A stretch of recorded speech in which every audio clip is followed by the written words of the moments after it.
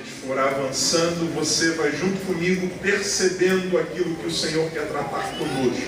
Então eu preciso mais do que da sua emoção, eu preciso da sua atenção, ok? Então venha comigo, por favor. O primeiro livro de Reis, o capítulo número 2, ele conta para nós um momento da história de Davi que é posterior àquele que a gente falou ontem. Ontem nós falamos a respeito da revolta de Absalão. Aqui no capítulo 2 a gente já tem o final da história de Davi. A Bíblia diz que Davi já é um homem avançado em idade e ele percebe que o momento da sua morte já é chegado. Deus havia instruído a Davi, e ele cumpre isso de maneira fiel, que a sucessão do trono, aquele que assumiria no seu lugar, seria o seu filho Salomão. Os primeiros versículos que a gente leu do capítulo tratam exatamente disso, da conversa que Davi tem com aquele que vai ser o seu sucessor, que é seu filho. Ele chama Salomão e instrui a Salomão a respeito de algumas coisas que ele deve fazer. Antes disso, porém, Davi instrui a Salomão a respeito de algumas coisas que ele deve ser. Porque mais importante do que aquilo que eu farei é aquilo que eu serei. E é por isso que Davi chama o seu filho e diz: olha, eu estou indo pelo caminho que é o caminho de todo homem. Embora eu tenha feito um reinado muito bacana, embora eu tenha conseguido construir e adorar a Deus com aquilo que fiz, chegou o tempo da minha partida, ninguém é eterno, e a partir de agora a bola está com você.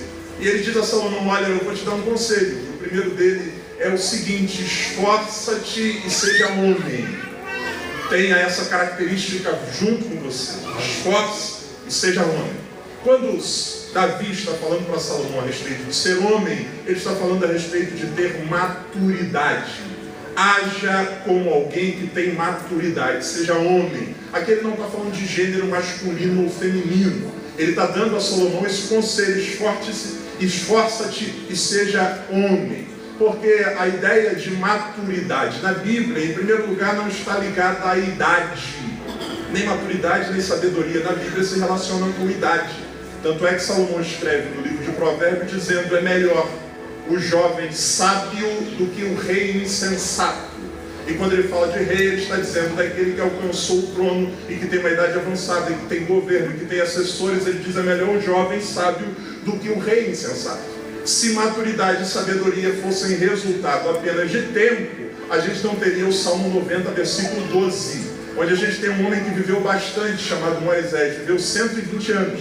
E ele ora no Salmo 90, versículo 12, dizendo assim: ensina-me a contar os meus dias, de tal maneira que eu alcance corações sábios, ou um coração sábio. Sabedoria não é resultado de dias vividos. Sabedoria e maturidade são resultado de dias bem contados.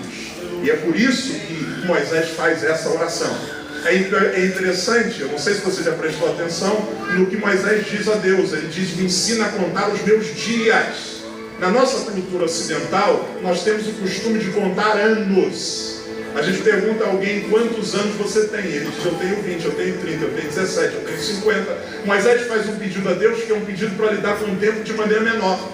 Ele não diz: ensina-me a contar os anos, ele diz: ensina-me a contar os dias. Porque a sabedoria que a gente precisa e a maturidade, ela se desenvolve em cada experiência da vida, em cada dia que a gente passa. Existem pessoas que passaram por muitos anos de vida, já têm uma idade até avançada, mas nesse tempo não extraíram sabedoria e nem tampouco amadureceram. Porque maturidade na Bíblia é resultado de crescimento. E o que é maturidade e crescimento na Bíblia? É a capacidade que eu tenho de assumir e honrar compromissos. A ideia de maturidade da Bíblia está ligada à capacidade que eu tenho de assumir e honrar compromissos. A gente vê, por exemplo, a história de um menino na Bíblia que ele é conhecido como um mancebo de qualidade. A gente chegou a citar ele ontem, está lá no Evangelho de Marcos, capítulo 10. Ele entrou para a história bíblica como um mancebo, como um jovem, vai terminar para sempre como jovem, porque ele é um exemplo claro de alguém que não amadureceu. Aquele menino, ele vive um traço que é uma característica dessa geração que vocês estão olhando para eles aqui, dessa galera, desses jovens e adolescentes, que é o seguinte: essa geração é caracterizada pelo conhecimento precoce e pelo comprometimento tardio. Vou repetir: conhecimento precoce e comprometimento tardio. Essa galera conhece muito cedo, tem informação muito cedo, percebe as coisas muito cedo, fica sabendo de tudo muito cedo, mas ao mesmo tempo que absorve e conhece muito cedo, os compromissos se dão de maneira muito tarde. É o que a gente vê no texto do mancebo de qualidade. Jesus olha para ele e diz assim: você sabe os mandamentos, você conhece? Ele diz: desde sempre. Eu conheço isso desde a minha mocidade. Aí Jesus diz assim: maravilha, conhecimento precoce. Agora vamos ver a sua capacidade de assumir compromissos.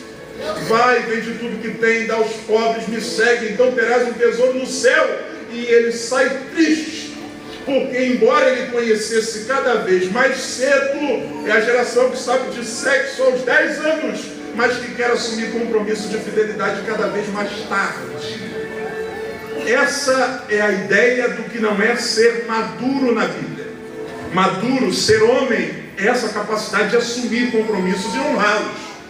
E é algo fundamental para a nossa vida cristã. Porque existem pessoas que, embora se escondam atrás de uma postura de santidade, não são homens da maneira como se relacionam com as coisas. Teve um irmão que veio procurar esses dias muito chateado porque um irmão fez com ele um compromisso e tinha uma dívida e valor para pagar, e ele foi cobrar. Esse irmão disse para ele: meu irmão, esse assunto eu já resolvi com Deus. Ele disse: como assim o senhor já resolveu com Deus? Ele disse: eu devo ao irmão, mas ontem eu fiz uma oração e eu senti que Deus me perdoou, e portanto eu não te devo mais nada. A Bíblia, quando fala do profeta Eliseu, ela diz que ele era um santo homem de Deus. A gente sempre usa essa expressão de forma condensada, como uma coisa só, mas eu gosto de pensar santo homem de Deus como 3 expressões. Primeiro, ele era santo na conduta. Segundo, ele era de Deus na maneira com que ele era homem, na maneira com que se relacionava. E terceiro, ele era de Deus nas prioridades que tinha. Só um santo homem de Deus faz com que uma família decida ter ele morando dentro da sua casa. Uma coisa é pedir que ele ore, outra coisa é querer ele ter dentro. Isso é característica de alguém que é um homem de Deus. Salomão recebe essa instrução do pai, e a instrução é: seja homem. Primeira coisa que você deve ser. E segundo, ele parte para aquilo que deve fazer. E eu vou acelerar um pouquinho, por causa do tempo a gente tem algumas coisas para caminhar. Ouça, Davi chama Salomão e dá para Salomão algumas instruções.